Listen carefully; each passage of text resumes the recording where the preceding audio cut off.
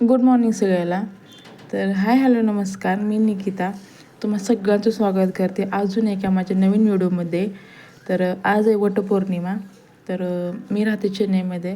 तर मी चेन्नईमध्ये वटपौर्णिमा कशी करते तेच मी तुम्हाला आजच्या व्हिडिओमधून दाखवणार आहे. तर तुम्ही व्हिडिओ कंटिन्यू करा, कुठे स्किप करू नका. तर मी राहते चेन्नईमध्ये. तर चेन्नईमध्ये मी कसं पूजा करते, म्हणजे माझ्यापाशी झाड वगैरे काहीच नाही आहे. तर आम्ही आसपास झाड नाही आहे, तर बिना झाडाचीच मी पूजा करते. मी घरीच पूजा करते. कशी करते काय नाही तर तेच मी तुम्हाला आजच्या व्हिडिओमध्ये दाखवणार आहे.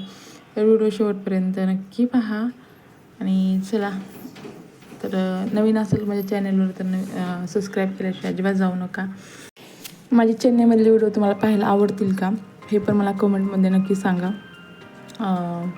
तर हे गोकर्णाचं झाड आहे इथं. तर मी गोकर्णाची फुलं घेत होते. तर मी घरी आले. घरी येऊन लगेच पूजा करायची होती मला.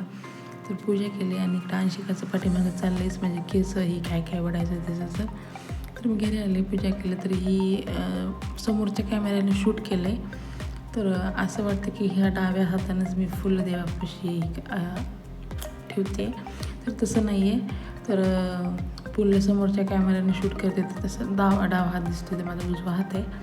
तर असं म्हणजे पूजा वगैरे मी सगळी केली आणि काय फुलं ठेवली वडायला, पूजा करताना लागतात म्हणून. आणि अशी माझी देवपूजा झाली. तर एकदम देवपूजा झाल्याच्या नंतर कसं एकदम असं प्रसन्न वाटतं घरामध्ये.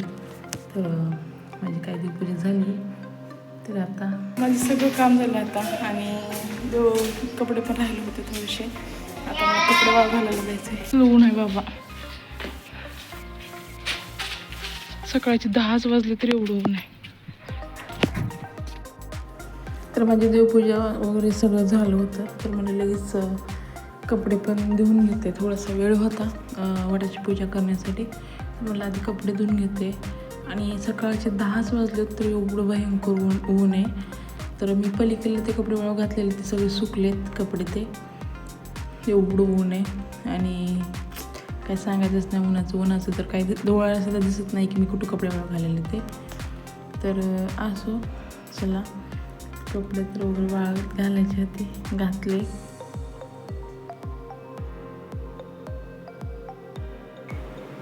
तर असं काय माझं लूक झालं आहे. कसं वाटते कमेंटमध्ये नक्की सांगा. जास्त काय मला मेकअप येत नाही, एका दिवसाने केलं आहे. आता मला पूजा करायची आहे. तर पूजा करते आणि पुन्हा भेटते तुम्हाला. तर मी पूजामध्ये हे सगळं घेतले: आंबा, वस्त्रमाळ, फुलं, पाणी, दिवा, फुलं घेतलेत, पंचपाळ वगैरे सगळं घेतलं आहे. ओटीचं सामान पण घेतलं आहे. पण माझ्यापाशी पांढरा दोरा इथे भेटलाच नाही आहे. तर मी अंशिकाची पूजा केली आहे.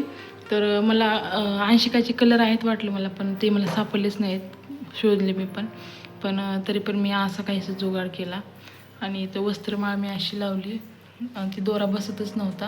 आणि मला तो दोरा पांढरा भेटलाच नाही, ते लाल होता. तर मी त्याच्यातच काही केलं. आणि ओटी मी अशी काहीशी भरली ओटी. आणि असं काहीच केलं. गेल्या वर्षी पण मी असंच केलं होतं सेम. आता पण मी असंच केले. आणि इकडे देव आहेत असे, आणि इकडं ह्याची पूजा केली मी. तर कसं वाटते तुम्हाला ते मला करा. आणि कमेंटमध्ये लगेच कोणीतरी येऊन काहीतरी बोलेल असं असतं का वगैरे वगैरे. पण मला हेच चांगलं वाटलं, कारण की आपल्या वडाची फांदी तोडून आणण्यापेक्षा हे मला चांगलं वाटलं म्हणून मी हेच केलं. नाहीतर काही लोक वडाची फांदी पण तोडून आणतात आणि करतात. तर मला हे नाही चांगलं वाटलं, हे चांगलं वाटलं मला म्हणून मी हे केले.